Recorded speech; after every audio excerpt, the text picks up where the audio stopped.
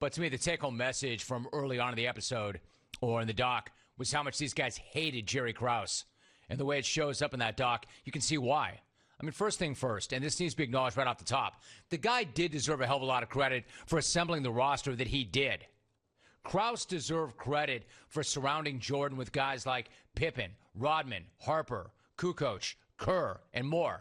He deserved credit for bringing in Phil Jackson as the head coach, the perfect guy to manage that roster. That was not an easy team to coach.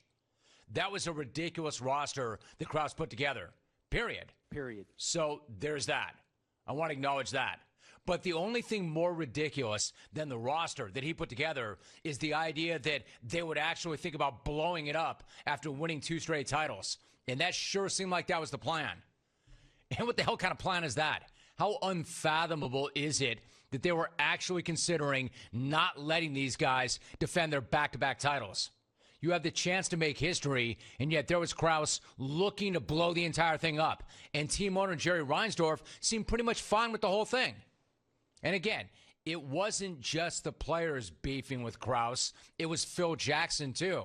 And Jackson managed to get on the wrong side of Krause after pushing back on what Krause was offering him in a contract. And even more importantly, because Krause saw Jackson as somebody else who was getting credit that Krause himself thought that he deserved. So Krause was looking to break this guy off even after he won 5 rings. 5 rings. I mean, like, I get that Phil Jackson was a pretty arrogant guy.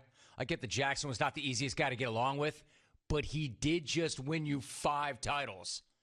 And despite that fact, you were thinking about not bringing this guy back for another. How insane is that? Like, he was looking to run off a guy that had won 5 championship rings.